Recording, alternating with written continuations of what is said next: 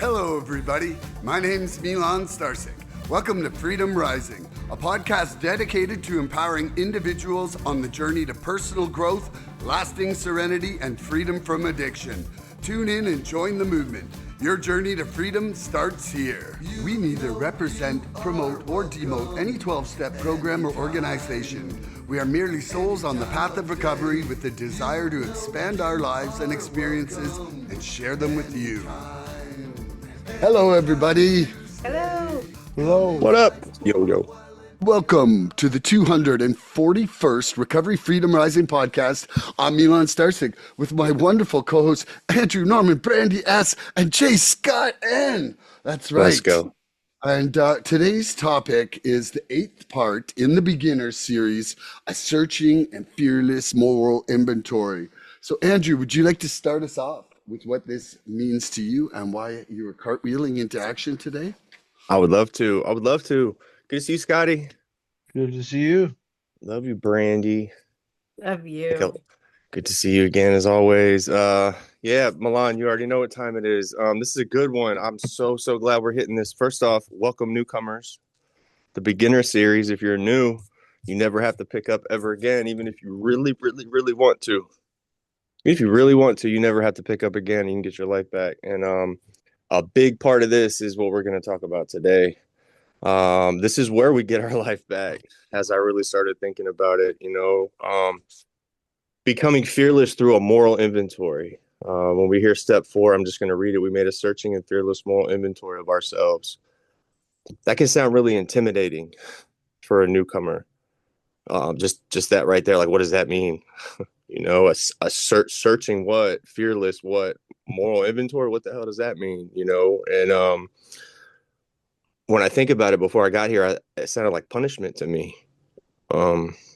Straight up. I mean, that sounded terrible to me. But step 4 is the moment where recovery stopped being an idea and became an actual real life thing for me. It wasn't just a thought. It wasn't this like idea that like what these other people are doing. It became something that I could grab onto. Before I worked this step, before I did this inventory, I thought the problem was the world. It wasn't me. I was not the problem. And this is where I could actually start realizing that the problem was often me. Often was me. And then after this step, I started thinking about it. That's where I could start like beginning to understand that I could be part of the solution finally. Right. That's huge, bro. Like with the help of like this program, a higher power, I got a God in my life, right? I can be part of the solution. I don't have to just tread water or like not be a menace to society. I can actually help out. Man. Right. Me? I love that. Like I can help somebody, right? And like and then you're gonna tell me like that's how I'm gonna like receive all this beautiful stuff that we talk about, all these things that we try to live by, like that's how I'm gonna do it. And then as I receive it, I give it away, I'm gonna get it more. Man, why would you not do this for yourself, right? And so just to kind of open it up, right? This step taught me to be honest. It taught me to be courageous. It taught me to be accountable. We talk about a fearless moral inventory. We're going to talk a lot about it today. I don't need to I could go on for hours about this stuff, man. Like this is it. This is where we get better, guys. And, don't like go into the 4th step as a newcomer, right? All these steps are in order for a reason. And so don't just, this is to get your mind wrapped around what it is. So it's not so like daunting. And I'll pass that to you, Brandi, but like, this is a big deal. If you want to get better, this is a huge part of it. So love you all. Ooh, love you. Beautiful, and Andrew. that's Love so you, brother. true. I feel like when I love this because I love the 4 step. I mean, I was scared of it at first, like that's very typical. But I feel like it went from the beginning of it going, now I get to tell you why I did everything I did, to now I know why I did what I did. Instead of being so defensive, I was towards the end, I was like, wow, I think that's where the whole magical motherfucker came from when it came to recovering addicts. Because it's just like there's something magical happened in that 4th step for me that made me, see my patterns and things. Like was not expecting that. I really thought it was my turn to talk on why I acted the way I acted. But then to see all these different scenarios way back, Thoreau's not just like a couple right now, like way back, and seeing the patterns in them and who I am, even before I picked up the drugs, and even more so when my active addiction. And but like Andrew said, like it taught me how to be honest, because I didn't know how to be honest. And so when I was able to like have an opportunity to say things that I would take to my grave, and like Andrew said, was trying to help somebody. Like it taught me how to be real about my addiction, about my disease, because I don't know about you guys, but I needed that. I needed to have a space or an opportunity to be able to talk about it and be honest about it. And I'm super blessed for my sponsor. I was just naturally comfortable with her. I mean, I said things I didn't want to say to anybody, and but it was important to be thorough about it, because she always told me, like, what you write here, you leave here. It doesn't erase our memory, but it definitely lightens the load of a lot of stuff. And so when these kind of things come up, and they can be so scary to some, I mean, it's such a great opportunity in our program and in our steps to really lay it out there and start more growth. It's like the kickstart of our own spiritual growth. And so I love this stuff. I love my four step. This is just me. Mine was 100 pages, and I rode for 4 hours to my sponsor. So much that she started making popcorn halfway through, and and it's, but I still hold it to my heart, because I think I needed that first step my whole entire life, and I didn't know it. And so I'm grateful for that fearless, thorough moral inventory. So I'll leave it right there. I love you guys. Shout out to I love Nicolette. you We love her. too. Yeah, yeah. Woohoo! Okay, Mr. Scotty N. Because we have a timer. That's new. Yeah, it just keeps it rolling. Yeah, no, that's totally fair. Yeah, so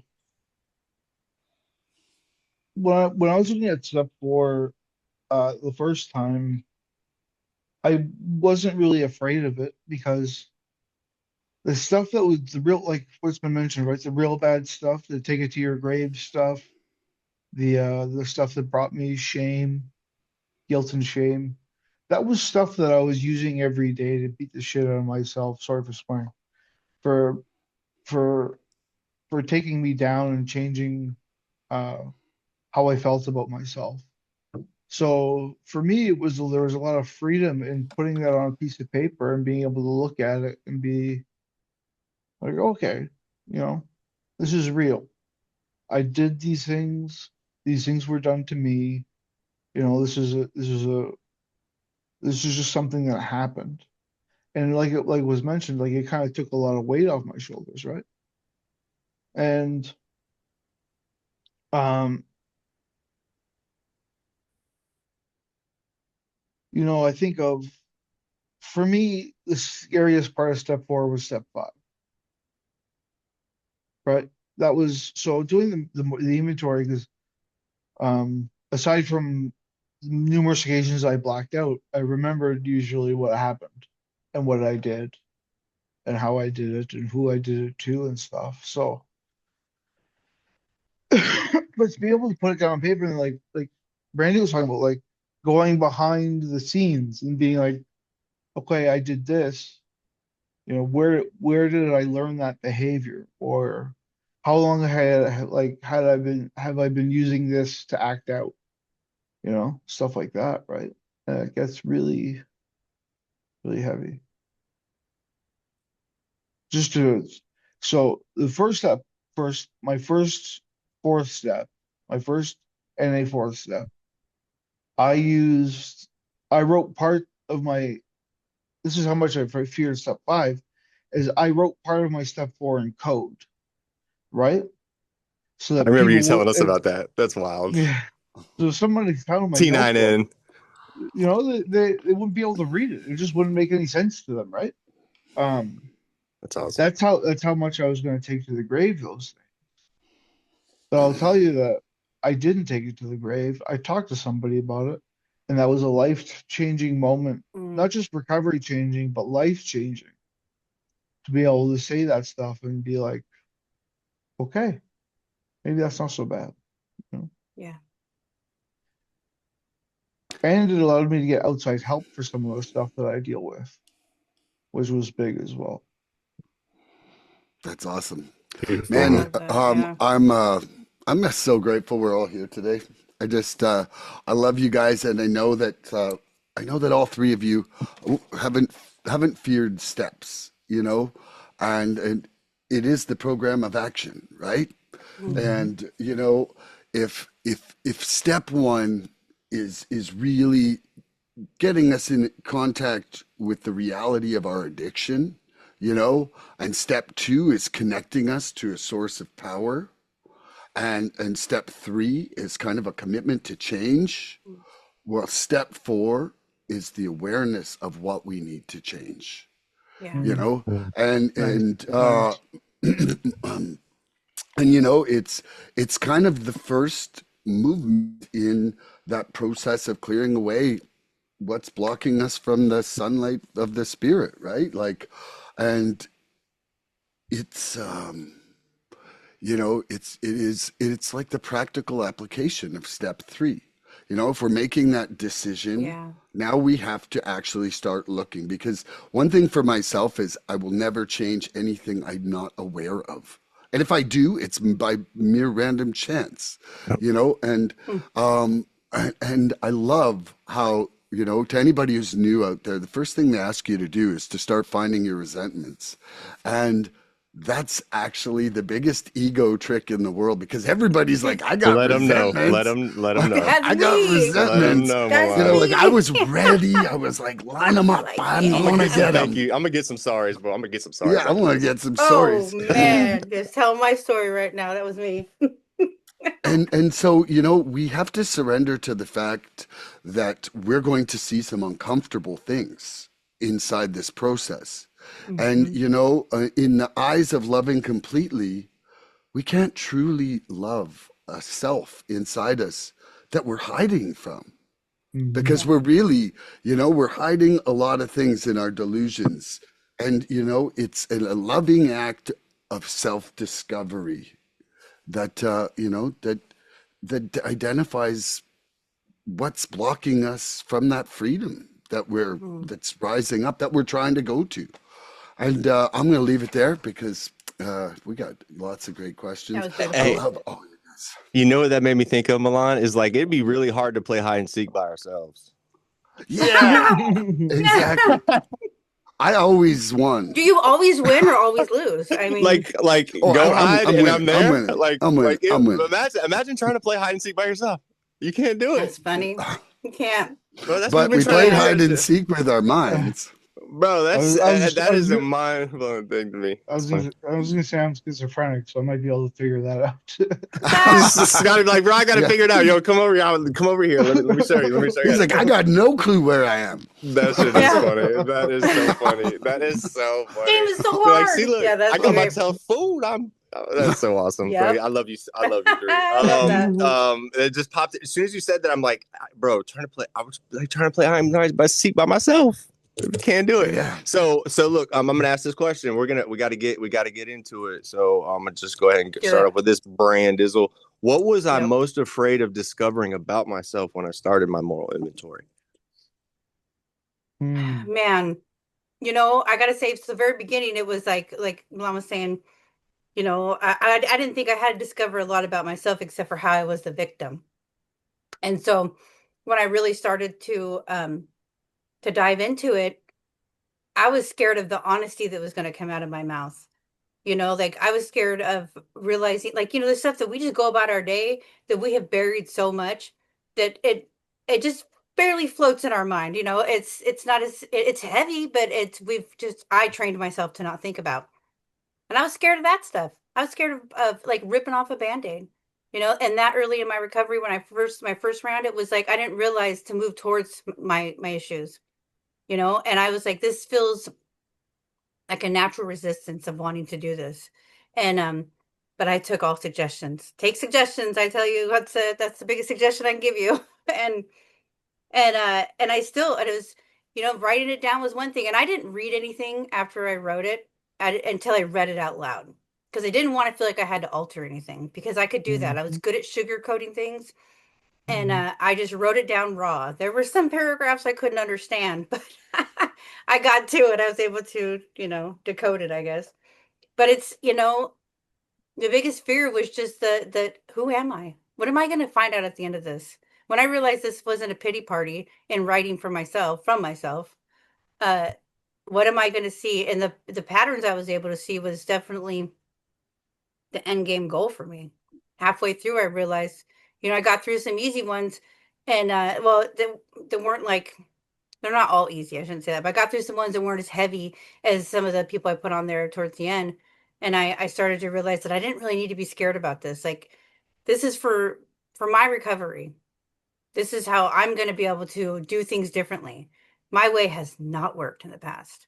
And if this is super uncomfortable and highly suggested, I just need to go forward and do it. And then I had to read it out loud.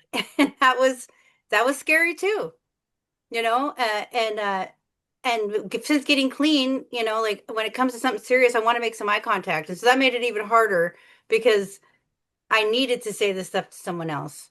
And I Mhm. needed to get it out. And so I was scared that I was going to carry it more and it was going to be more upfront in my thoughts and my feelings. And I realized that though I can't erase my memory, it's not like that. Like, I'm writing about somebody I'm not anymore. And Mhm. that was a big help for me. Mhm. So, the whole thing was a fear. And the very, of course it wasn't a fear. I was excited I get to say what it is. And then when I realized that this is real life and I had to write it down and read it, but that fear didn't last that long. It didn't last that long for me. Like, I'm one of the people that love the 4-step. Like, I'm ready to do another all the time. That's it. She's ready to paint rocks about it.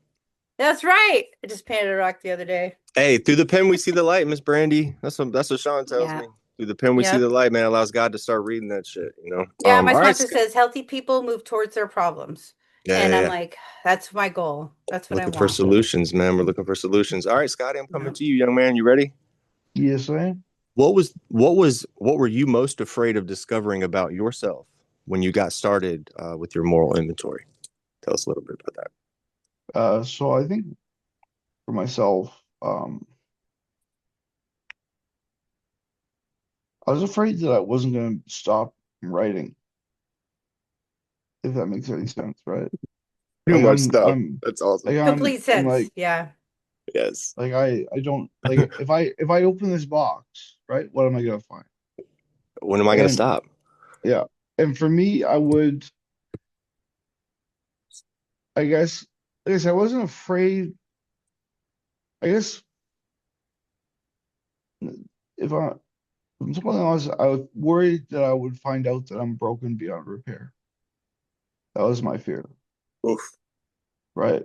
And because like if you go back to step two, right? God, God, you know, God could restore me to sanity.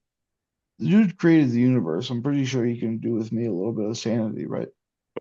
But one of the things I've struggled throughout my recovery is would he? He could, but would he? And then Yes. when that was the voice of doubt when I was doing step four, that um I'm gonna get all this stuff to the surface, and then he's gonna abandon me, and I'm left with the shit of my life. And I didn't want that to happen. And I'm so grateful that my higher power doesn't drop me on my head or bring me this far just to bring me this far, right? That it's continuous. Because I was worried that, like I'm gonna uncover something or find out that I can't be fixed. So that's what I was afraid of.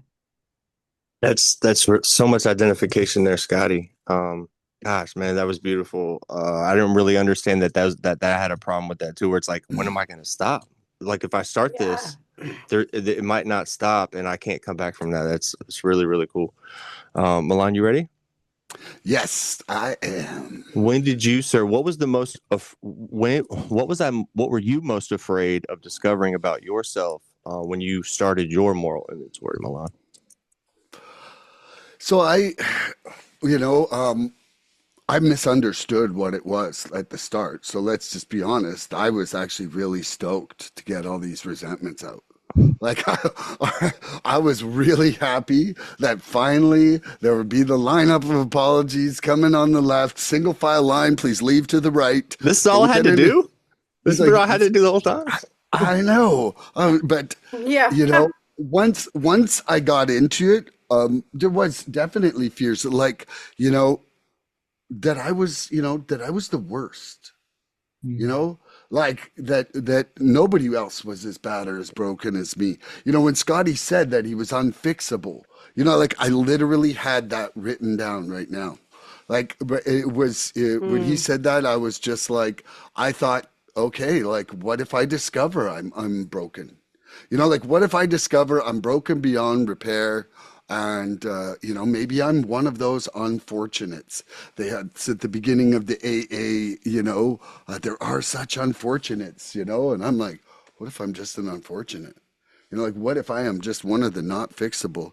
And then, another thing was I would say that, this is something that's been all on my path of forgiveness for myself through the whole thing is what if I find out I'm so bad that I'm just unlovable? Mm. you know like what Mhm. if what So if broken. like because I grew up in Catholic religion where it was like if you were just so bad you just went to hell at one point, like even God was walking away, like. And so to get past that judge and jury symbol of a higher power has been a Mhm. massive, massive journey for me. And I'm not sure I'm even still there. Like, I remember one of the earliest podcasts, and Brandy was talking about unconditional love. And I'm like, I am not sure that I even understand unconditional love, Yeah. you know? And I try. But, it's just the moldings of my life, my youth, like I'm a culmination of my life experiences with some genetics smattered on top. And, resentments and guilt and holding on to, the past. Geez, like that's just not something that like I didn't learn how to get away from that till I got here. So, I'm stacking up, 2.5 years against 51 and a half, and I'm doing my best, right? I love you guys. I love you more, man. I love you more. I That was love that you beautiful. said that you are just like I can't I guess I already can't remember exactly how you said it, but like you're the product of your experiences. But like that's Hmm. the beauty in you. Like that's the Hmm. Yeah. awesome in you, you know?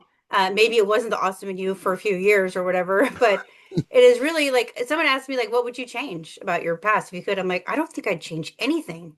Even the hard Mhm. stuff. Because would I be who I am today? Would I have the people in my life today? Yeah. I don't want to do it again, but I don't think I could change it. That's I Yeah. don't want to It's do it awesome. again, and I don't want to there's go back. there's a Yeah. there's a there's a I think I've said it on this podcast before, but one of my favorite interviews is with Stephen Colbert being interviewed by Anderson Cooper. And Mm, Colbert is like, if you're grateful for where you are today, you can't cherry pick what you want to be grateful for in your past. yeah. You have to be That's so you have to be true. grateful for all of it, Yeah, man. Yeah. which isn't easy. Like that's a tall order. Yeah. Hmm. It is. But I mean, otherwise, what are you doing? Well, yeah, you're That's not living beautiful. Yeah. presently. Nope. No conscious Yeah. contact. So I'm going to answer this. Yeah. What was I most afraid of discovering about myself before I started my moral inventory? I loved all y'all's answers. I'm just like identifying every time. It's just beautiful. Um, fuck, man. Um, when I break it down in my mind, like the actual, I was so afraid of discovering the truth of who I thought I was, right? Like I thought I was so broke. I thought I had done so many bad things, kind of like the piggyback on what Scotty said. Like I thought I was broke beyond repair.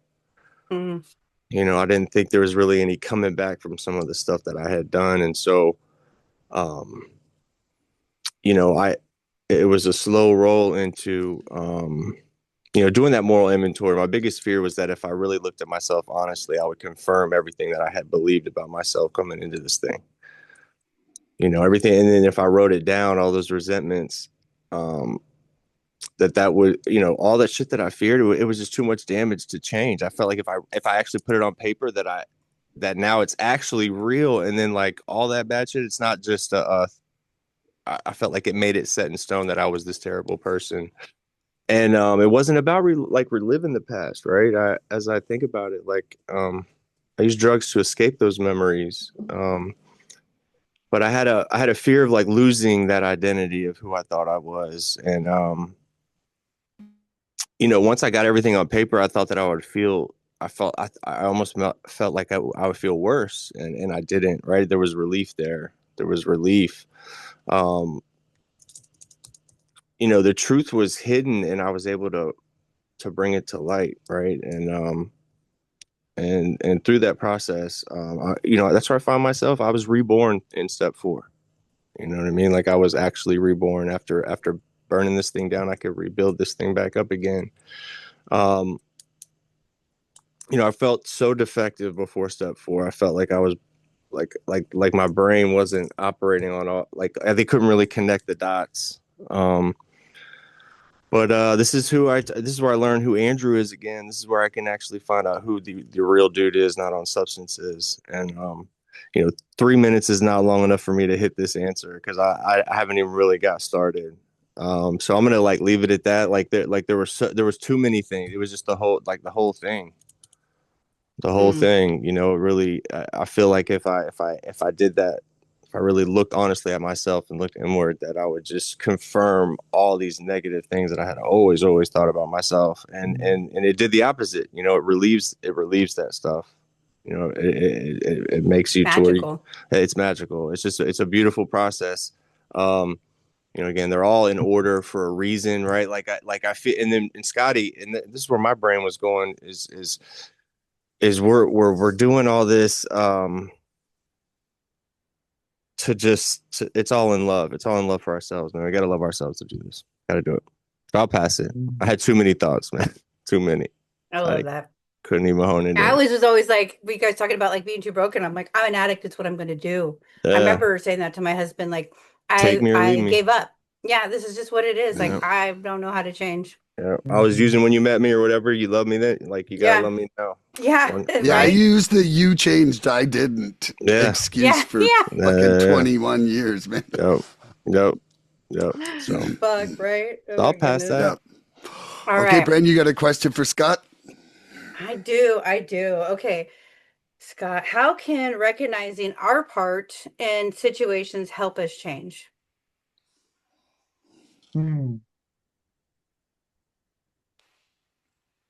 You have to admit the watch is broken before you'll get it fixed. Like, Hmm. and as an addict, I go, it's still right twice a day, so I'm getting by okay, right? Um, I think for me, a lot of that comes down to uh, that like the assessment has to be done before the change can be made. And we have to accept reality before we can change reality. And so when it came to looking at the things that I've done, uh, I had to be able to look at them and be like, and look past just the moment or just the action and look behind it, right? That's why I think step 5 talks about the exact nature of our wrongs. It's not necessarily our wrongs, it's the nature of our wrongs. So yeah, I did some shitty things, but I have to be able to go like, oh well, I learned that behavior from my parents, right? Or I used this as a defense mechanism in middle school, right? Because and then I started using it, so as I grew, it worked, so I just kept using it, and then it gets right. And so much of like so many of the things that I had that were going for me, uh, as a youth, got so twisted around by the addiction.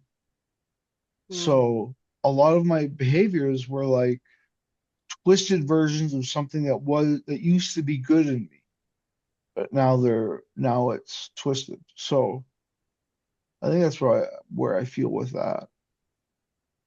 That's good enough. And Love you, also, Scotty.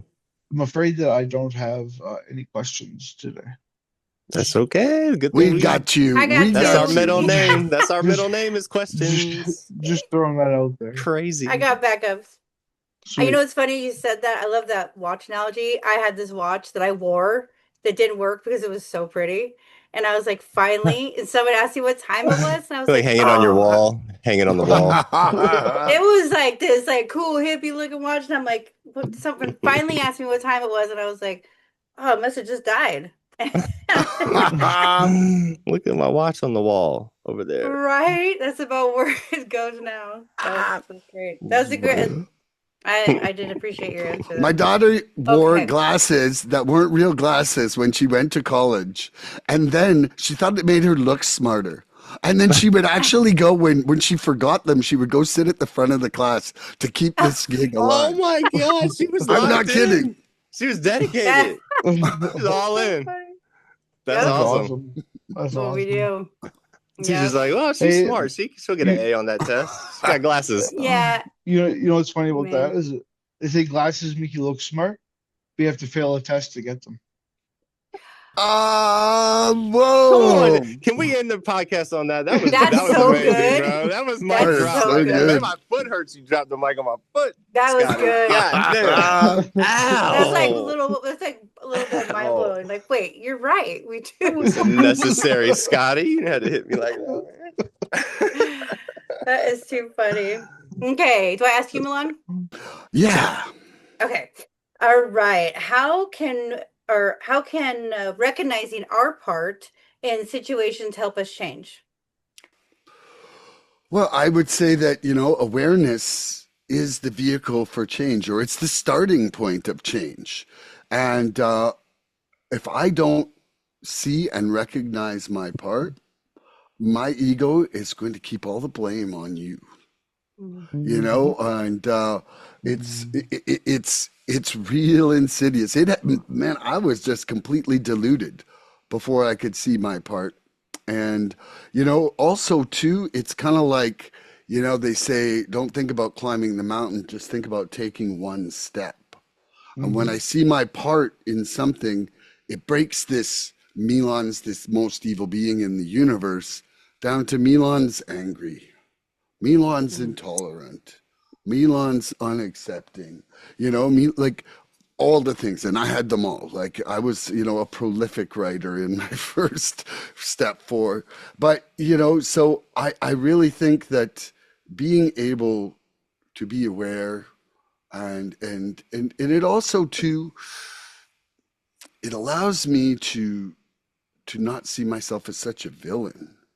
And that if it's like, okay, here's a list of things I have to work on, and then I have to surrender, all of a sudden it's like there can be a plan, there can be a plan about, instead of just like, I'm fucked. Because for years, that was my response is like, I'm fucked now,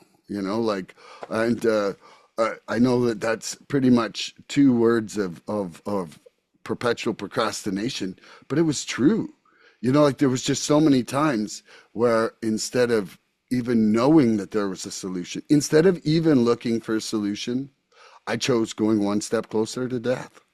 I was thinking about this yesterday when I was in a group and somebody else was sharing and I remember like just standing there and being like, oh, I could die right now. And not stopping. Stopping, not even being in like, like the stopping happened when I was done. It didn't happen in the middle. Like, and yeah. So I think I went way off track there, but that's what I got. And I love you guys. I understand that though. Yep. Love you, Oh, bro. I want Yeah. to say one thing or 2 things right now, just kind of group conscience coming up here is that Brandi doesn't have to go to work, could now go to like 45, like an hour and 45. I know that you got to go though, Scotty, you were saying, or you could. It works for me, but I can make an hour 45 work too. Okay, So and we're then good to go. after Andrew and Brandi answer, Andrew requested that I put the clock to 4 minutes, and I love him, and I'm willing to do that. So for you and Brandi, 3 minutes on this one, and we'll move to 4 after. Okay. Go. I love Got you it. all. I Sorry, love not love go. you Got all, it. Yeah. All right, Andrew. man. Hashtag LLA. Mm. How can recognizing our part in situations help us change? Thank you for asking that question. Thank you for doing that, Milan. You didn't have to do that, buddy. I love you so much, man. I love you very I much. just, why would I resist? It's like surrender to love. I love you, man. I love you, Yeah. man. So, before talk about this step 4 and like owning my part, it's such a big part of this program is owning our part. And when I do that searching and fearless more inventory, for me, the program is not asking me to justify like what other people did or like minimize that shit. Really, it's asking me to just look at my part, right? My reactions, my behaviors and my patterns in life that led to those situations per se, right? This is not about the other people here. Recognizing my part does not mean I'm like taking responsibility for everything that happened. No, that's not what it's about. But it does mean I'm willing to look at my actions, right? Like my attitude, um, my expectations that could have contributed to that problem. It really makes me like dive deep on that. And that's where like we can actually see whatever that situation was like from an honest point of view and see like where we came at it and why we came at it a certain way um and how that helped change that situation, right? And it really is about us, right? Keeping our side of the street clean. And that shift is so important. It was so important to me because like you said, Milan, you think there's going to be this line out the door for people being like, I'm so sorry about what I did. And that is not the case. And as long as I believe that everyone else was the problem, I would stay stuck. Yep. If the world is the problem, the world has to change before I can feel better. That is not realistic, guys and gals. We cannot like manipulate what God has going on here. You know what I mean? So like I can't control people or situations. I can't control outcomes. But I can recognize my part every time. And then when I do that, like something super powerful happens. Like I realize that I can change like my behavior. Like I'm not that dude that I have sold myself to be my whole life. And what it does, it allows me to like break that cycle of all these resentments I live with, and I'm constantly building up, right? I like that's where that stops. You know what I mean? Because I can be honest with people about where I'm at. I can look people in the face. I'm not hiding anything anymore. And what it does is it develops humility. Like it allows me to develop some kind of humility here. That gritty like humility where it's like you actually see your place in this world. I can actually see how tall I am for the first time in my life. So I love you guys. Great question. I'm not I gonna love beat that you. timer. I love you more. All right, self. How can I recognize my part in situations? Help Freedom! me. Refer to myself as a third person. Um, Man, so I thought about this. Like, I remember when I was in treatment, one of the first times I really like understood that recognizing my part in something because I was like a professional pity party planner. I was the victim. This is why I did it. They did this to me and everything. And my counselor came in and she was like, okay, if somebody was to smash my head on this table and then I was to stab them. It was a little aggressive, but she's like, the only thing I need to be concerned about is what I did in this.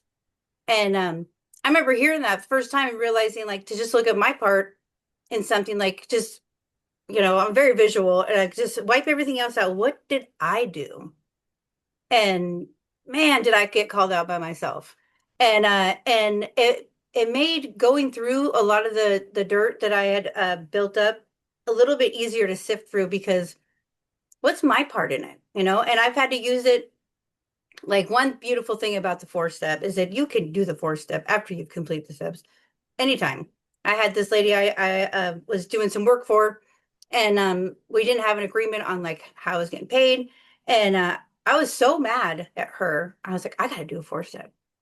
And then I realized in the end, like I didn't tell her my expectations. There was so much to my part that I didn't do that though it didn't totally change the situation, it completely like I didn't have this like built up feeling anymore.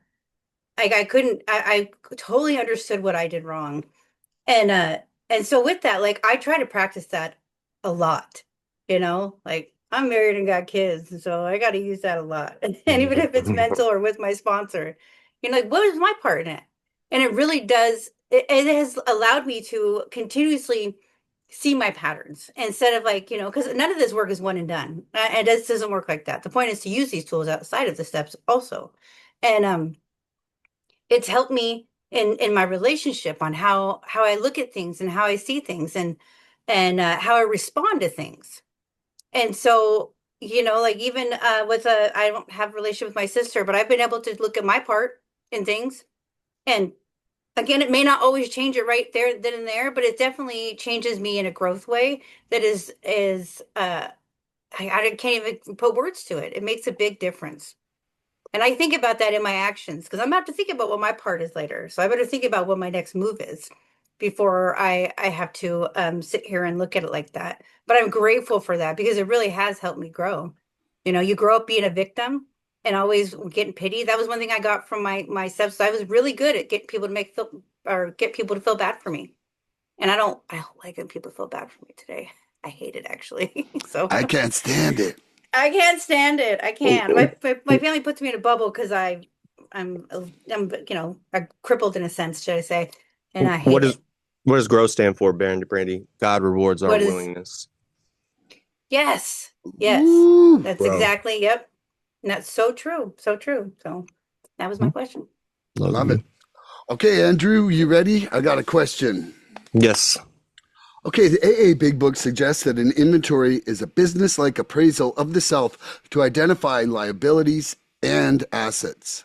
Hmm. So here's the question. If you looked at your life today with the curiosity of a student rather than the gavel of a judge, what truth would you feel safe enough to discover? What truth? And oh, wow. Um, ask that again. That last question part of it. Okay, if you looked at your life today with the curiosity of a student rather than the gavel of a judge, what truth would you feel safe enough to discover? Wow. I the first thing that came into my mind that that it's okay. I'm a scared person. I'm really scared. I'm a very scared, a scared person, and it's okay to be scared.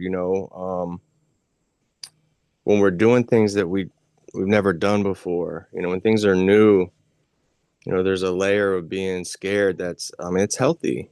It's a healthy feeling, right? And I know being able to kind of tap into that feeling, it has kept me out of harm in my life, just that feeling of being scared and that um being in a situation and feeling uncomfortable, um and not running from it, being able to sit in it and feel those feelings and ride out a situation and not have to always run and hide and being scared and being able to don't have to pick up because of it, whatever it is. I don't have to use regardless. There's nothing that I can do or go through that putting drugs on it is going to make it better.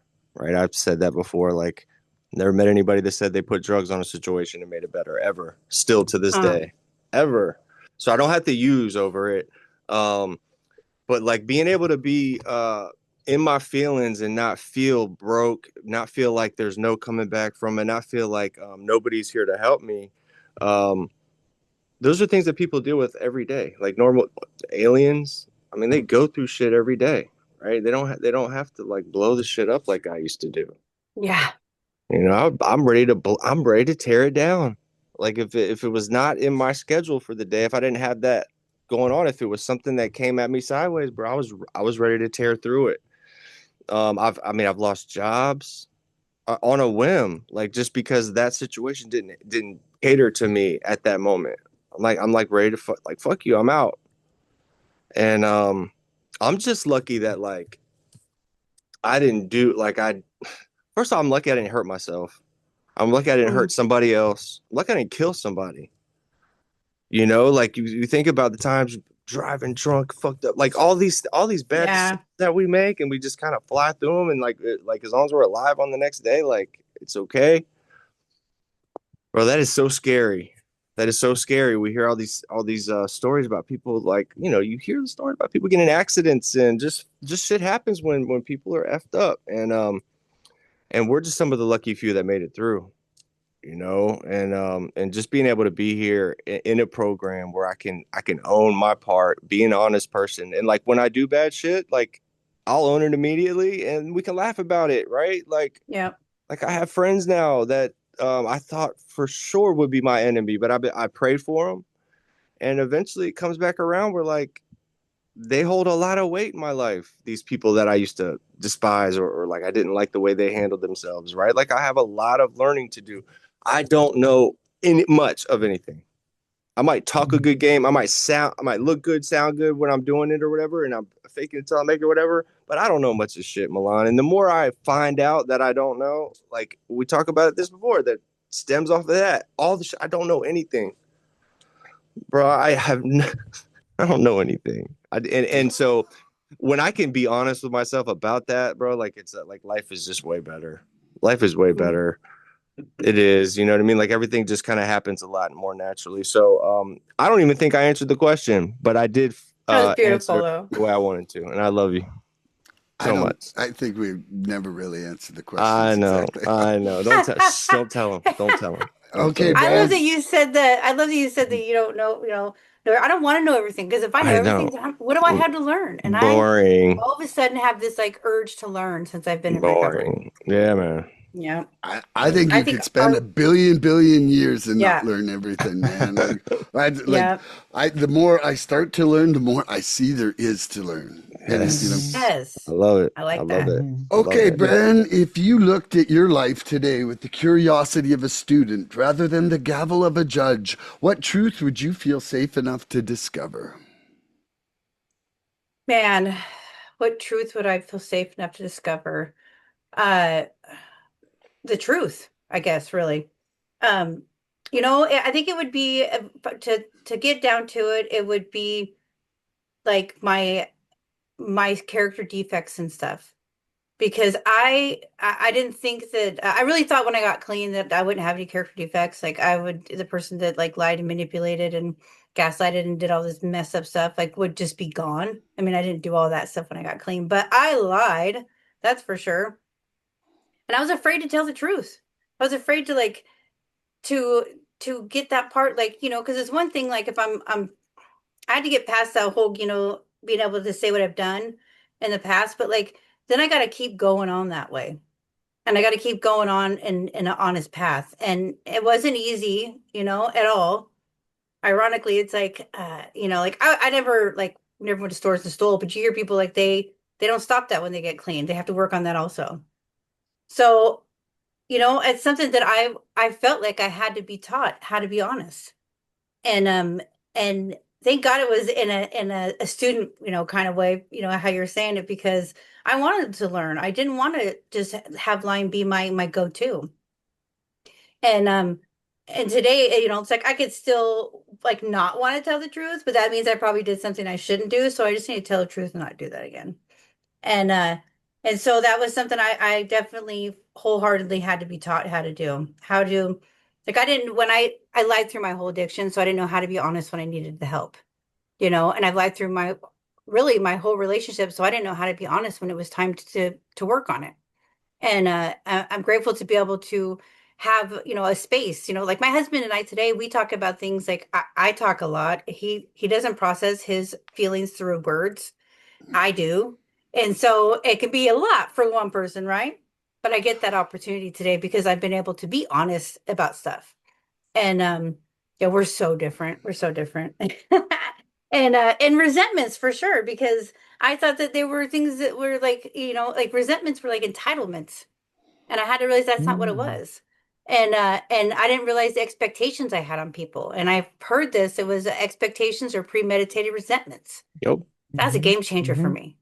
When I heard that, Mhm. I was like, wait, wait. And then I could go further on expectations, like, because I've done some recent stuff on that. And I'm like, so, like I really had to retrain my brain how to look at things, how to be honest, how to not hold resentments. Like we're not all the same people, my lights are flickering.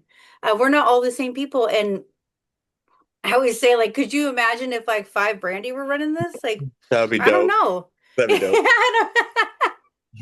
That'd be interesting for sure. So it's, the resentments have been a big one for me. And I've definitely come so far, so much that I don't, I've even worked on underreacting because I've like, you still got to react to things in a way. You just do it in a healthier way. But yeah, character defects and resentments. And one of my biggest character defects that I don't struggle with today, but I can fall into very easily is people pleasing. Man, that one right there. And today I can do things for people and not hang up the phone or walk away or and cuss myself out or cry because I can't believe I said yes. I stick with plans, and I had to be taught how to do everything.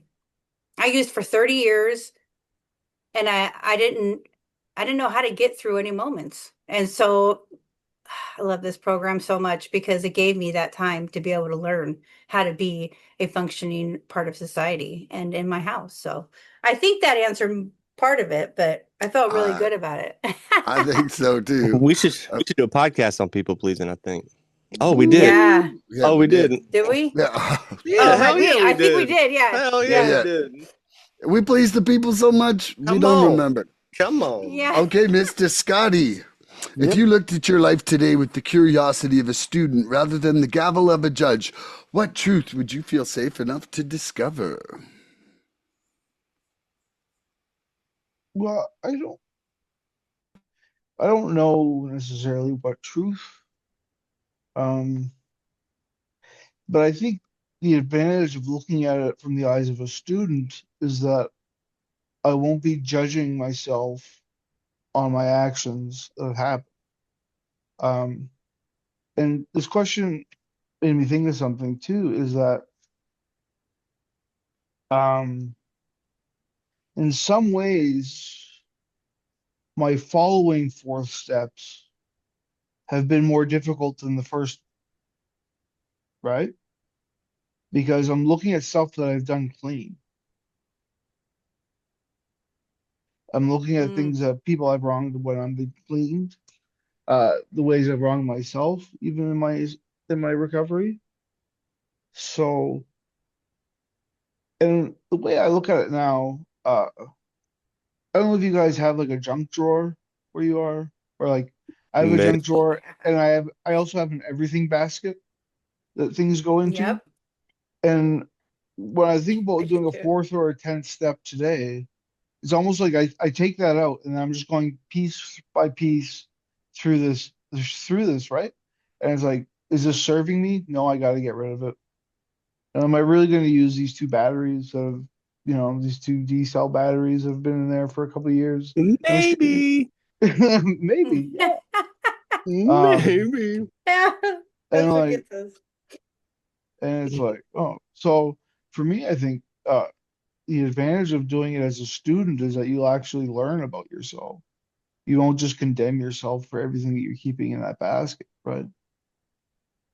And I think that's actually really, really important if you're doing follow-up fourth steps or active 10 steps, because for myself, I'll beat myself up over anything, like anything.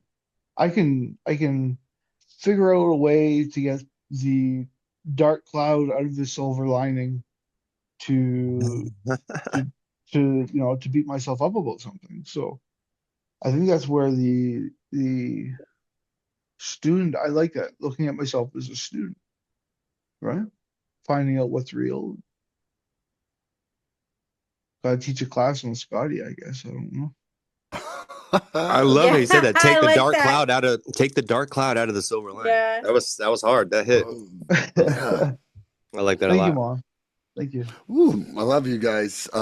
So, Milan, if I looked at my life today with the curiosity of a student rather than the gavel of a judge, what truth would I feel safe enough to discover? To anybody who's new out there and, like, what the fuck are these guys talking about? Yeah. Essentially, with step four, we're told to write out our resentments and from that resentments, they have a kind of a charting system that eventually brings it to my part. Yeah. And then, from my part, what you learn is the character defects. These are things that, like anger, selfishness, jealousy. These character defects kind of are what is, what I would call maybe on the way to the root of why you're doing something. And then inside that, you learn about the fears that are behind that. What fears are your motivating factors in life?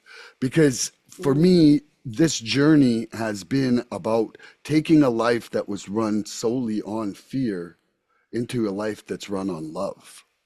And so, you know, the, when I look at my inventories now, I make sure that, I'm also including some of the incredible things that are unfolding in my life. And, one of the greatest truths that just keeps becoming more and more evident to me is that, we are these beautiful, bright, shining stars, and we may have coated them up with drugs and shitty Mm. decisions and shitty actions, but that doesn't mean that a pure heart still isn't living inside each of us. That little kid who was, wide-eyed with purity and love as a child is still in there, just hurt and Yeah. traumatized by a million different things. And we could start to nurture ourselves in that way, and like, give ourselves some grace, really just give ourselves some grace. Oh ho ho, you've got a joke, eh, Scott? No, the joke's for the end. we, we're going out No, on the joke. He's like, I want a joke now. no, I'm saying, um yeah. And so, for me, it was always, my character defects or the things that I was doing wrong always came in the form of a complaint from other people. And I'll tell you right now that it was rarely constructive criticism when I fucking burned a bridge to the ground and somebody was really mad at me. Like, they might have been like, you're taking it too far, but, it came with all the bad things that I did. And I think it's important for us to get to a point in life where we can stand with the courage to say those things to ourselves, Yeah. say what we've done ourselves, instead of like just externalizing it and blaming it on that person's bad attitude. Like, turn it more into facts, mm, you know and Yeah. and like, not about right or wrong. I think that, the student and the judge analogy is the student's looking for facts in order to build knowledge on, right? And that's what we should be doing. And the judge is like, am I going to punish you or not? And we've punished ourselves long enough that it's time for us to move to a Yeah. spot of love and change. I'm going to leave that there, and I love you guys. Andrew, you're up with hold on, questions. hold on, hold on. Mhm. I came up with a question. Oh, Wondering if hey, I could, can I, Oh, Yes. Otis. Hell yeah. can I, yeah, So rep. you ask me, Scotty, and then we'll go to Yep. Andrew after. Hell yeah, I'm excited. yeah, all right. So Okay. Milan, Yeah. there's a quote, people don't see the choices you had, only the decisions you've Oh, made. I love that quote. Me too. Um, did doing your fourth step change the way you look at others in the program? Mm. Absolutely. Absolutely. Like, I think, well, comparison, another quote, comparison being the thief of joy. But I Mm, always was, not an addict because I had this, or because I could still go to work and bullshit, or because we still had shelter or whatever. And, it's kind of like the great equalizer where, I think there was a list they gave us of like 40 character defects, something like that. I'm not sure of the exact number in my treatment center. And I had every single one in some part of my inventory. Like I'm like, yeah, like, when I was a kid, man, it was like I broke all the 10 commandments except killing someone right away. I was a Mm-hmm. coveter. I'll tell you, I'm a coveter. But, like, so when I could Mm. finally break it down to these, these are the things I'm doing. These are the things I'm repeating. These are the problems I'm having with everybody in the world. And these are my problems, then when I take ownership of that and then I see that in someone else, I'm like, yeah, we're all human, you know? And if I haven't recognized it in myself, and if I'm like deluding myself that I've never seen it, it puts me on a pedestal somehow, or it keeps me on a false pedestal, I would say, in a way that, I just, lived deluded for a long time, that I was doing pretty good and everybody else was the reason for me not doing good, Mm-hmm. and that cycle was easily repeatable because I had destroyed so much of my memory that it was, every day's a new day, like, and I would just like not remember all the carnage Groundhog behind me. Day. Yeah, Yeah. like it Mm. really was. And Only like, for I you. mean, and that's where I feel like for me, the step 4, I'm basically committed to myself now to do one annually. And the reason Mm-hmm. is because I have like a little list in my phone, and when I remember stuff that I've done that I haven't had on a list before, because they still come up all the time. I could be driving down a road. Somebody could say a phrase to me. It could be the green in that person's You're dress. step 10 Starcic. I'm Come on, step. bro. I'm like, I'm just like trying to clear He's out the that one. You're shit. the one. I My, try to clear that shit out. And and I have a commitment to that because, I want to be free. I want to stay free. it I'm shows, loving the bro. Mm-hmm. freedom I have, and it's so freaking It amazing. shows, man. Scotty, thanks for coming up with that question. That was beautiful. I'm Yeah. gonna pass that now to Andrew. That's with Andrew. Yep. All right, so people don't see the choices you had, only the decisions you've made. Did doing your fourth step change the way you look at other people? Absolutely. Absolutely. These steps have allowed me to remove myself from the situation more and more, the more and more I do it. But step 4 completely changed the way I saw other people, just human beings, all just in general.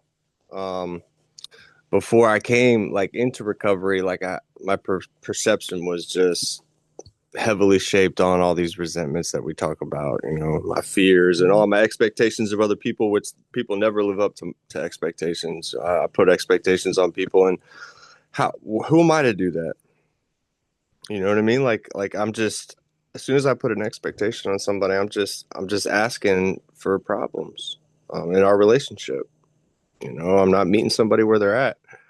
But I remember like replaying situations in my head to convince myself that like other people were completely wrong while like I was just super justified in my actions.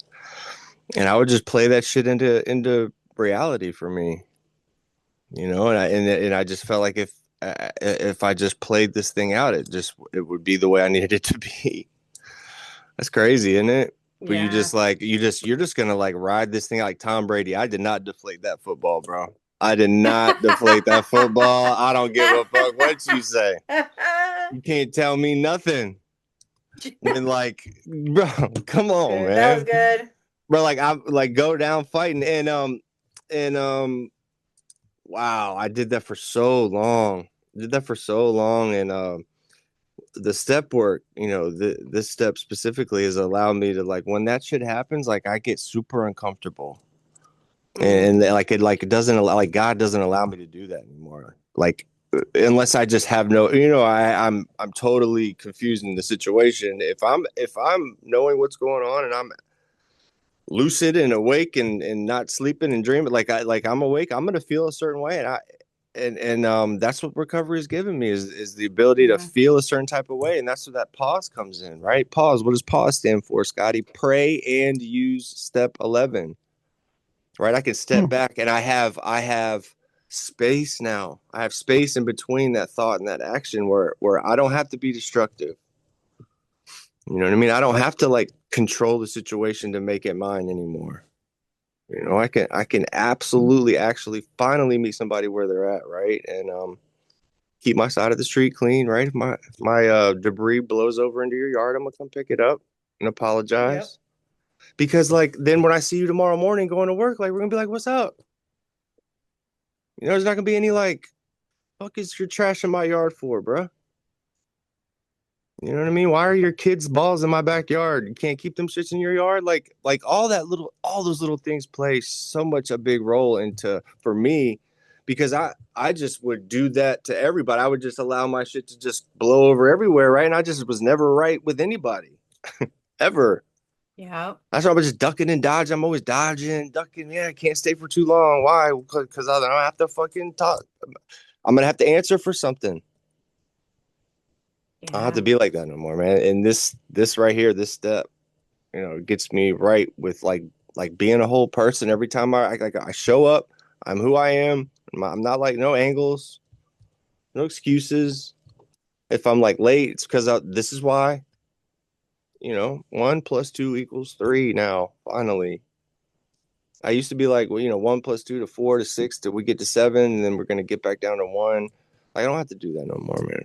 And so, you know, being consistent, being honest with myself is where I mean, got to start there. And it allows me to like embrace this program of love and all that shit. So, love you both, all three of y'all, man. Y'all are amazing people. Love you guys. I love it. I had to Scotty, you write want to down that ask quote. Bren? Okay, so people don't see the choices you had, only the decisions you've made, as doing a step forward change the way you look at other people.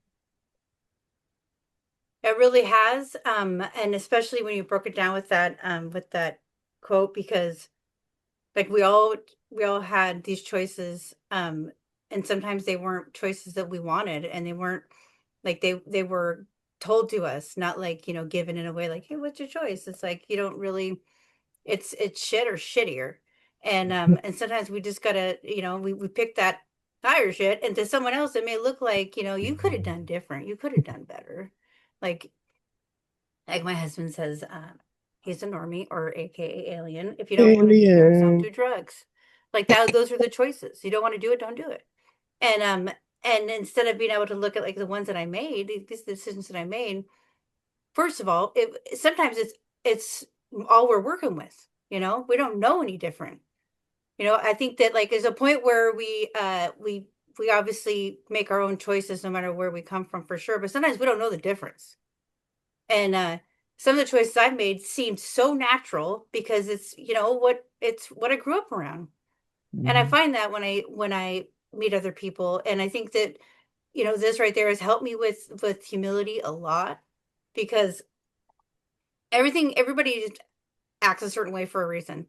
And I throw the program at my kids a lot. Like they're always like, why do you always say such reasonable things? And it's like, because maybe that person's a dick, because maybe their home life is crappy, and giving someone that being able to look at, like maybe they're here because they want to change that. And in turn I can look at myself and be like, we may be different scenarios, but like we're making these same, new decisions in our life. And some baggage is more, but it doesn't mean it's heavier. We don't know. I don't know where these people have come from. When I first went to treatment, I was like, I'm not like any of you guys. You guys did horrible stuff to get here. I'm just a baseball mom that got high in the closet. Like, that's deeper than that. It's way deeper than that. And being able to see that, like, for the, majority, we all are here because we want to grow, and we want to recover, because we do recover. But how we got here can it be messy for some people. But like it says, we don't care where you've been or who you know or what you've done. It's about how we can help you.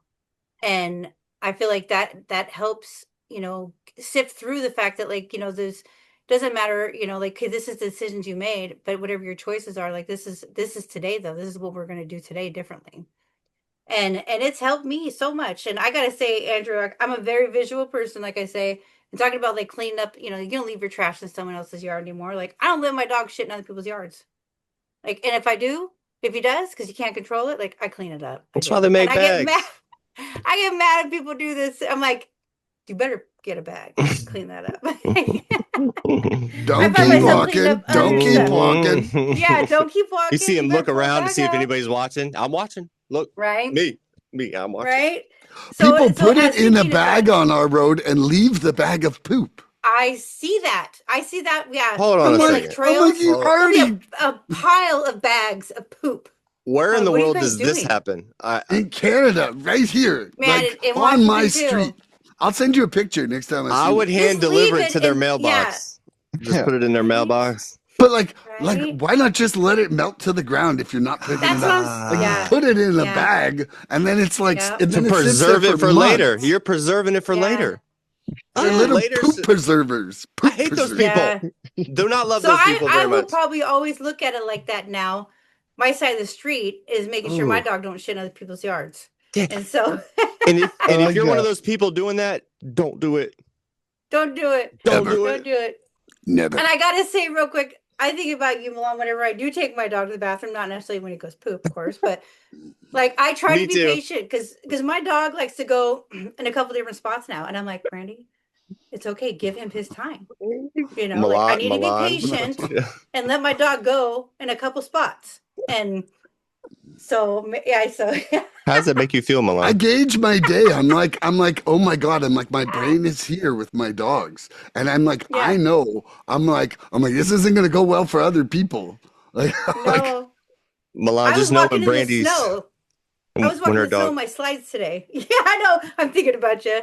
Yeah, Yeah, but it'd be this like morning I was like, "Do you really want to go that far? I have slides on. It's snowing." And I'm like, "All right, we're going." that's we're funny. I'm all going. in. I'm all in. I'm all in. Freedom. I love you guys. That was a squirrel moment, but I really That was had to awesome. share it with you. Love I those. love that. Scotty, you want to answer your question? Yeah, I'm just gonna repeat the question real quick. Yeah. People don't see the choices you had, only the decisions you made. As doing step forward changed with other people, and it absolutely has. And profoundly, actually. I found I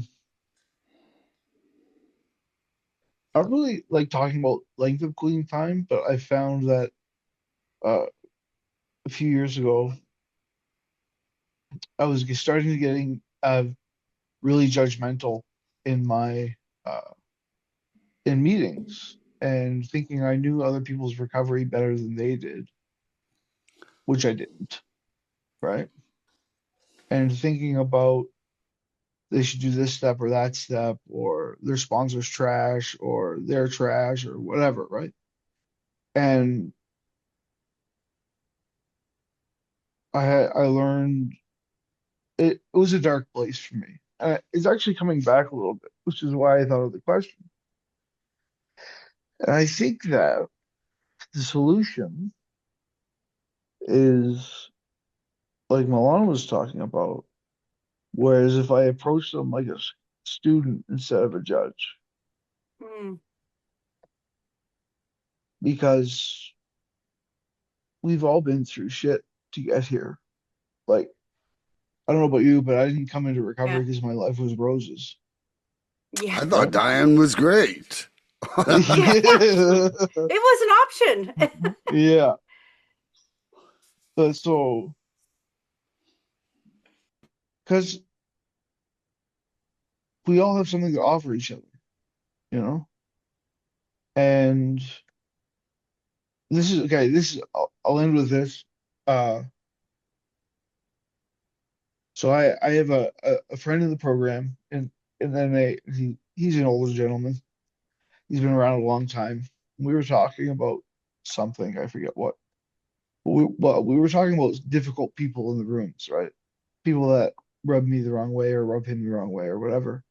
And he had the story that he told me, summarize it. But basically, he said the hardest person he ever had to sponsor was a convicted pedophile who was going to the fellowship as part of his rehabilitation or whatever you have. And he said that the guy was rejected by most of the people that he asked because everybody knew, right? And he said that the reason he took him on was because if he gets better, he may not hurt anybody ever again. And I was just looked at that. I was just thinking, right? Because like there's I wouldn't wish active addiction on anybody, even the addicts that rub me the wrong way. And Yeah. usually if they're rubbing me the wrong way, it's usually something in myself that's being triggered. It has nothing to do with them. So when I think about that in that context and realizing like I'm a flawed human being. I have done shitty things. I think shitty things. I feel shitty things, right? And I like to think I know more than I do. So why not extend a little bit of grace to my fellow addict, right? Um, or trying. Trying looks different for different people, right? Some people True. some people use harm reduction. Some people use different fellowships. Doesn't matter.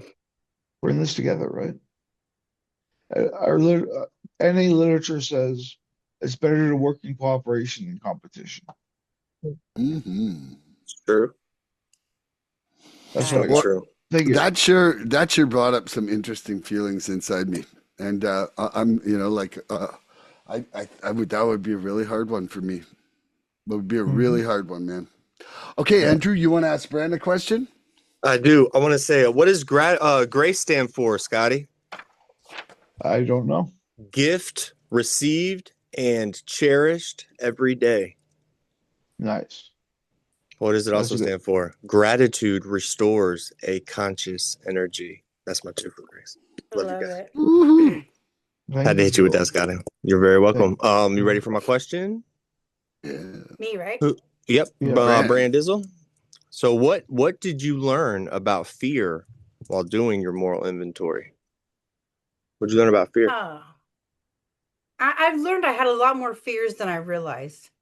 Um, like even fears I sugarcoated, like, and it's like, what am I? Okay, I'm afraid of like the obvious things, um, losing everything and not being able to, you know, stay clean.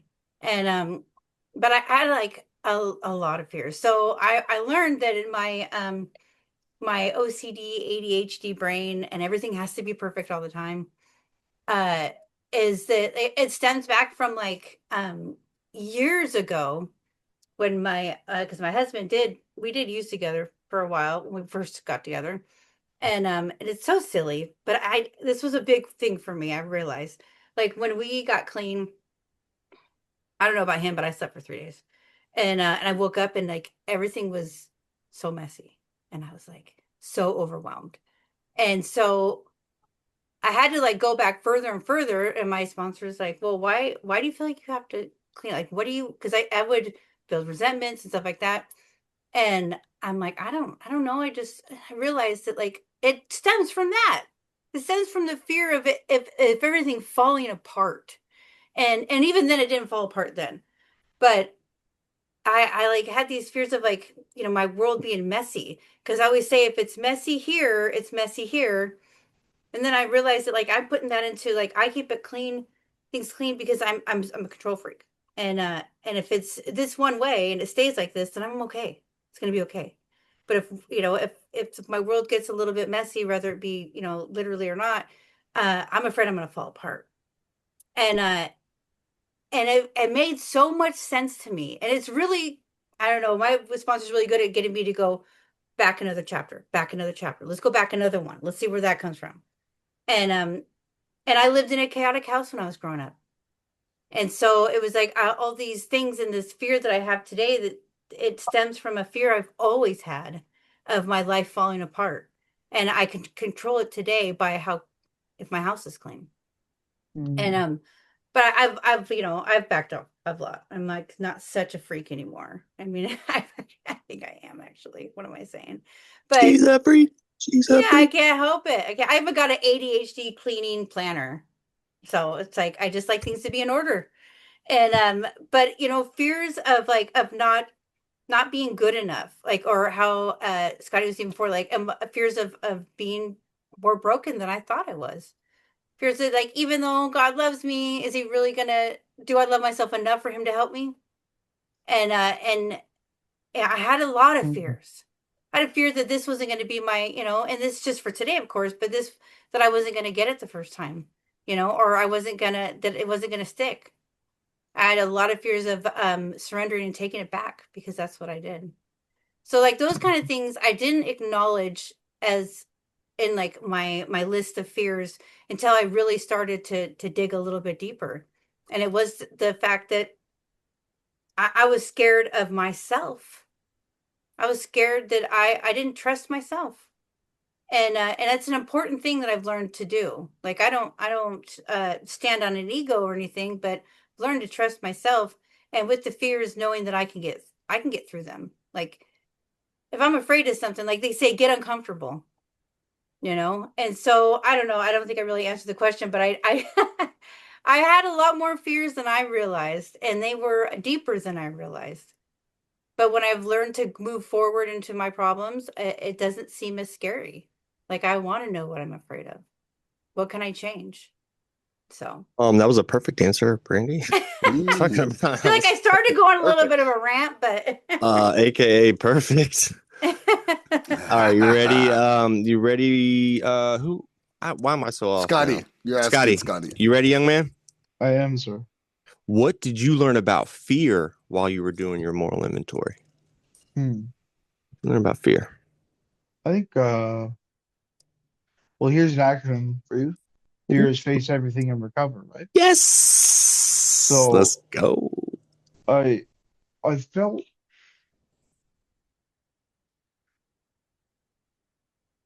I felt fear.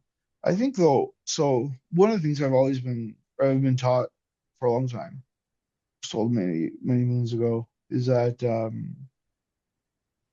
if you're having trouble with a step, you need to work on your previous step and before you go back to the step that you're stuck on. And when I was facing the fear part of step four with writing in code and everything like that, right? The the stuff that I was less thrilled about. Um, I looked at step three, and step three is talking about turning your my will and my life over, right? What does that look like? And it's been shown to me up until that point that my higher power wanted me to get clean. And my higher power was going to help me get clean as long as I do the footwork. So I carried that attitude into step four. And then, so what happened was, is my step four became an exercise of my willingness to turn things over to God. And that it was through the process of writing it down and um, everything. Everything about writing theory about why putting pen to paper works so well for us addicts. But anyway, putting pen to paper was step four, knowing that my higher power wasn't going to give me more than I could handle. And if I felt like I was getting more than I could handle, I could turn to him. So that's where uh, that's how I got through the fears that I had. And my fears were pretty common, stuff I'll take to the grave, stuff that I've written it down on my paper, but I will share it in my step five, stuff like that. Oh, by the way, I did my step five with a Franciscan monk in Oh, I remember that. in, in a monastery in Edmonton. So I had to go to someone with a cloth that I knew wasn't going to not rat me out, but like judge and all that stuff. So, anyway, that's me. I remember Love you it. talking about that story on the podcast, Scotty, and it was a realization for me of what that could do for somebody. You almost like got right with God before you could get right with God. It was kind of Hmm. yeah. crazy how it was a layered event for you that really opened up my eyes to some things. So thank you for reminding me about that, man.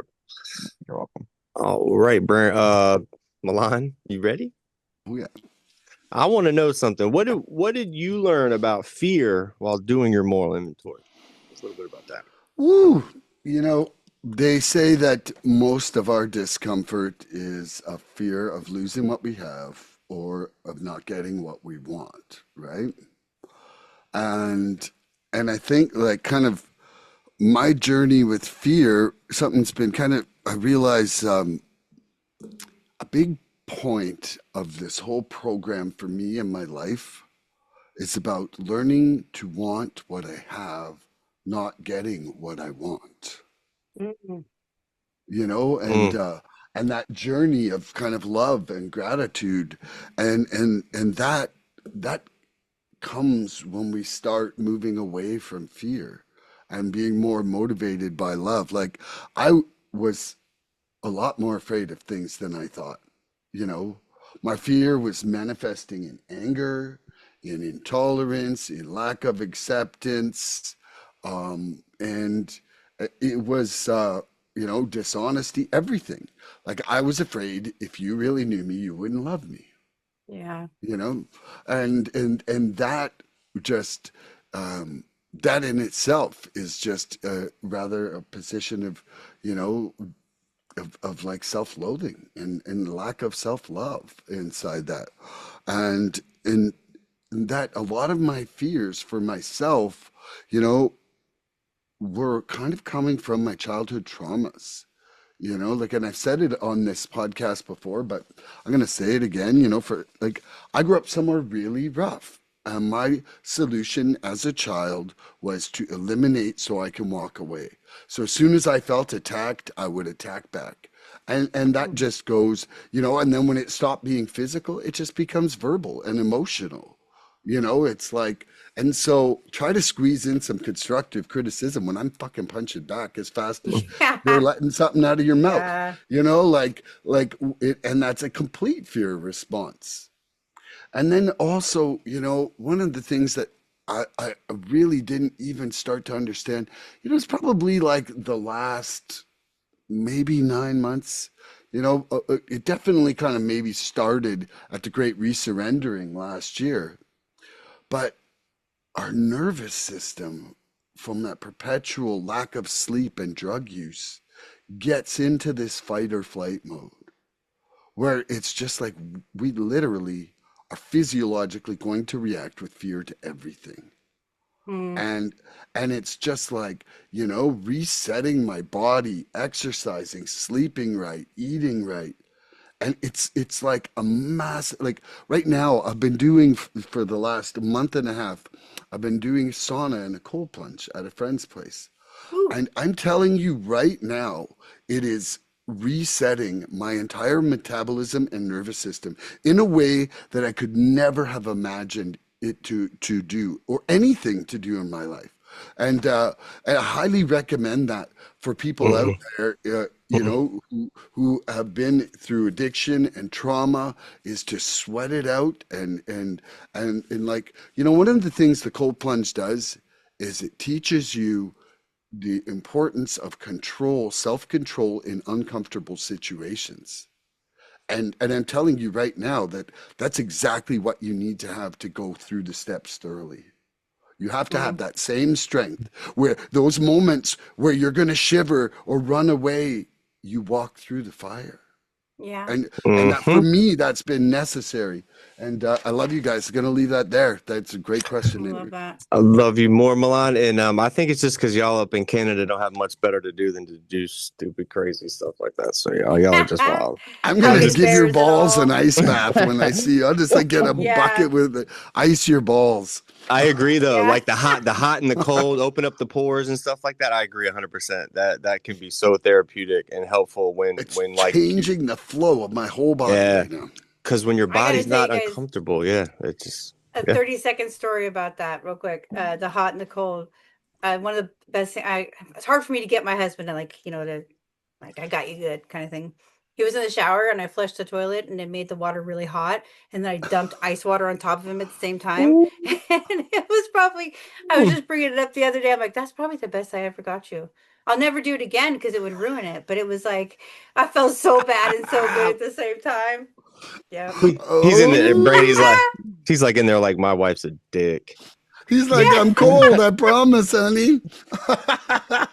My wife's a dick, but I love her. Oh man, I wore that on my shoulders for a long time. I'm like, I got you. Okay, that was it. That's Sorry, I had awesome. to say that. That's awesome. So I'm gonna answer this question. That's good. It's so funny. So what did I learn about fear while I was doing my moral inventory? Man, y'all really had some great answers.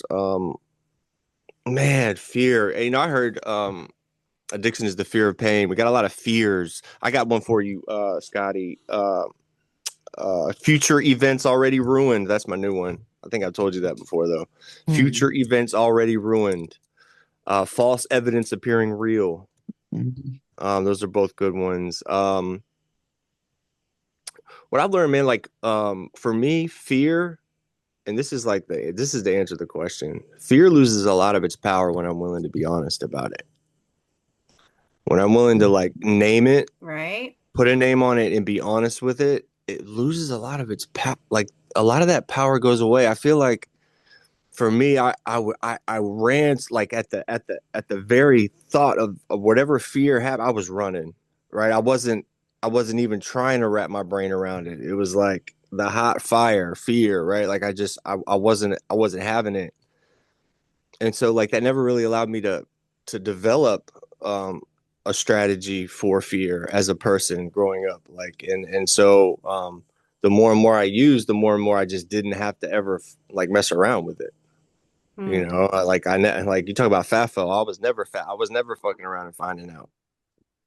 You know, I was more trying to broach that, right? Because I was so fragile, especially towards the end, man, I was so fragile that like I couldn't really handle anything other than surviving day to day on my DOC, like by my fingernails.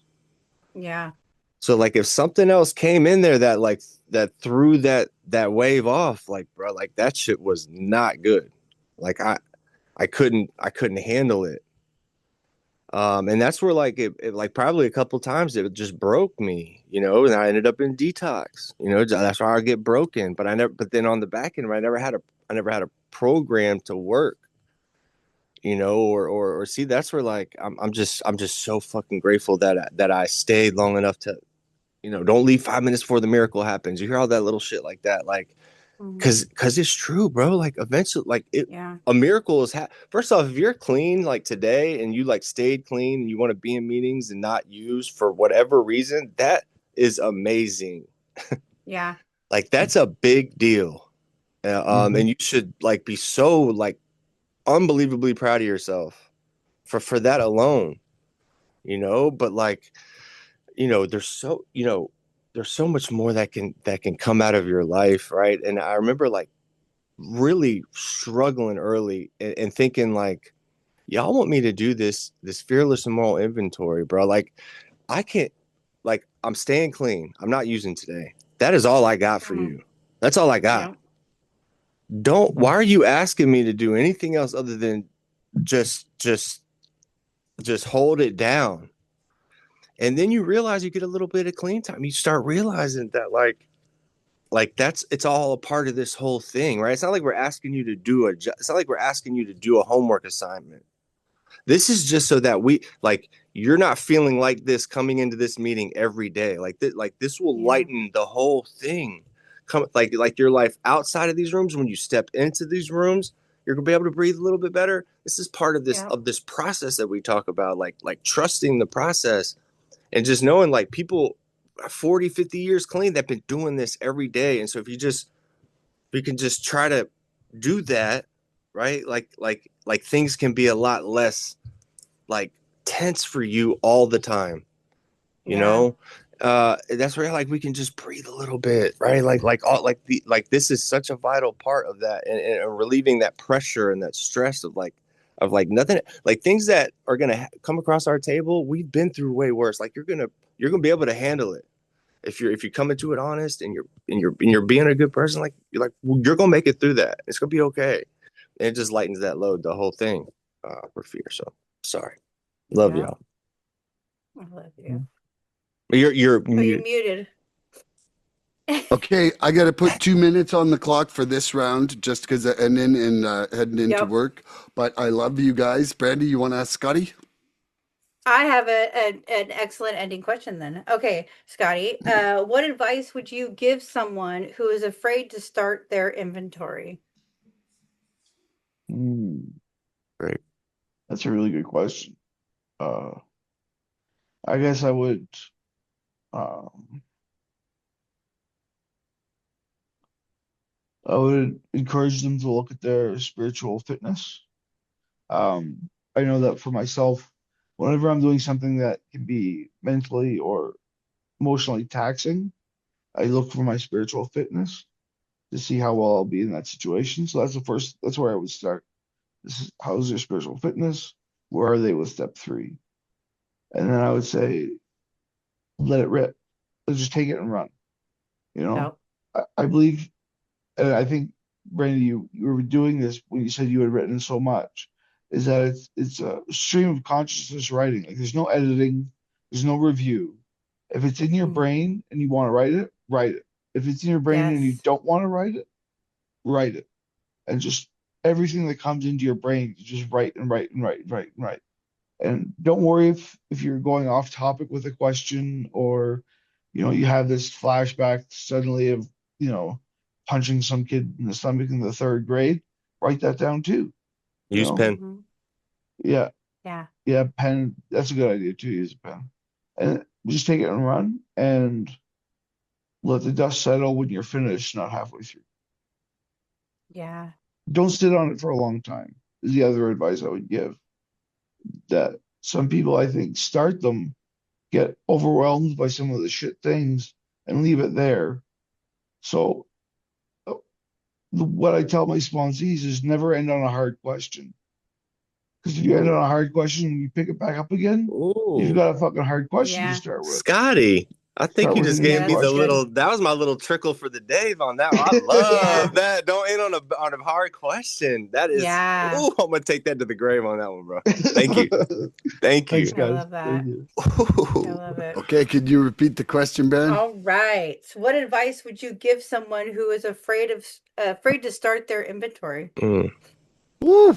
I would say nothing changes if nothing changes, and I would tell them my story of my hope and experience, hope and strength on it, and I would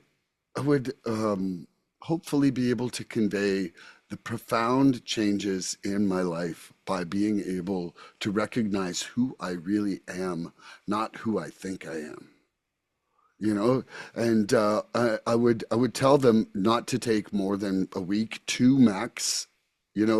They always say like if you don't do your step four, you're going to drink or use your step five.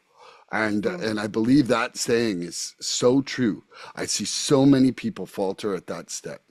You know, I would tell them that discomfort can be essential for growth. I would say it's okay, and I would say it's a great chance to have some courage. Yeah. Like it's okay. You don't have to be afraid forever just because we were, right? And yeah, I think that I'll leave that there. I love you Love more. that. I I love you love too. it. All right, Andrew. Mm-hmm. What advice would you give someone who is afraid to start their inventory? That's a great question. First off, this step is about honesty. Like straight up, like it's about being honest. Got to be honest with this step. It's trusting the process, being honest, trusting the process.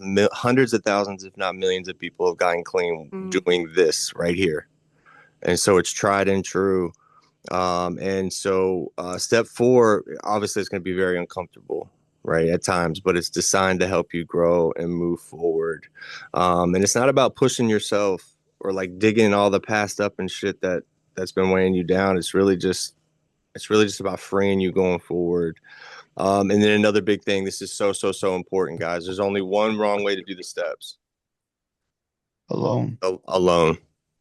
hmm Don't do it alone. You No, can't do yeah. this thing alone. If you do it alone, bro, you're doing step work with the last person that you use drugs with. Yep. And that's not a good dude or lady, right? And they will co-sign your bullshit faster than anybody else will. And so you got to do it. You can't do it alone. You can't do it alone. Like this program tells you, we don't need an army. We don't need a whole like fan club to stay clean. All we need is belief in ourselves. Gotta have gotta have some kind of higher power, something bigger than everything else walking around that we can talk to, that's loving, caring, and all that. And then one other person, and you can stay clean the rest of your life. And part of that is doing this with that other person and being honest with somebody else, getting it out there, so that it doesn't control you anymore. Because that shit used to control me. So that's my answer. I love y'all, man, and I love today, and I needed today. So me too. Yes. Me too. Hey, it's gave me some juice. And Scotty, this is a little banger for you. You know why? You know that silent and listen are spelled with the same letters, and there's a reason for that. They are. What's the reason? Tell me. No, it's you get it. Like you got to be silent to listen. You got to listen to be silent. And the only place where success comes before work is in the dictionary. Remember that. Okay, Brian, you want to answer your question? Yes. Okay. What advice would I give someone who is afraid to start their inventory? The first thing I think of is like, it's as scary as we let it be. Definitely, because it's all new. It's something we haven't. I know for myself, never did. But it's to get through that kind of stuff, to get uncomfortable, and write this stuff down and share it to our higher power, to someone else, and in return, being able to share it even further, is a gift. It's a gift to be here today and alive to be able to write that, and it's not going to be perfect, but thorough is important. It's not perfection. It's just being able to be thorough with it. And like I always like to say, you're writing about somebody that you're not writing about who you are today or who you want to be tomorrow, and being able to get this stuff out is, of course, naturally scary. And like you're saying, like we have natural fears in it, but the afterwards is something that we can't predict until it happens, for sure. And I loved how, Scotty, you were saying that, let the dust settle at the end, not in between. It's a process, and to trust it is important. And also in all the steps, I always like to tell people, like, this has worked for decades.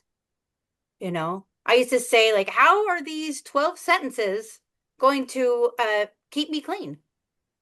Man, it really does happen.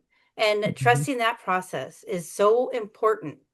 Like, I didn't make it. I don't know. It's scary. It's like driving blind. I don't know what's going to happen. What is around the corner, And, but to trust the process is so important, and also, I loved hearing you saying, like, just that unconscious writing, just write. Don't think about it. Just write, because you pick up that pen and you can't stop writing. You needed that. I needed that. I had to write a couple things down the day. I wrote like up 3 pages. Oh man. Get a pack of pens. Yeah, and pen. I write everything recovery and pen. Woo, erase it. Can't erase that shit. Yeah. Well, I love you guys. Scotty, you got a joke to take us out? I don't have a joke. I have a quote. Okay. I like it. So this is from this is what made me think of as step 4 changed the way you look at other people. And this is an important one to me, because I used to keep nemesises in my rooms and my fellowships where I actively sought to not like people. Anyway, this is from Henry Longfellow. If we could read the secret history of our enemies, we should find in each man's life sorrow and suffering enough to disarm all hostility. I love that. That's beautiful. Oh, and it's great. true. So true. So true. I love you guys, man. Yep. Everybody out there, tune in next episode for more. Oops, sorry, Scotty. This has been awesome. Please help us help others. Love you. Bye, guys. Okay, I got a roll of work, but I love you. This podcast has to help us get this much times 4. We're looking for interaction with our audience. So please email recoveryfreedomrising@gmail.com or contact Milan South Okanagan Starcic on Facebook with questions, topic suggestions, or just comments. We'd love to hear from you.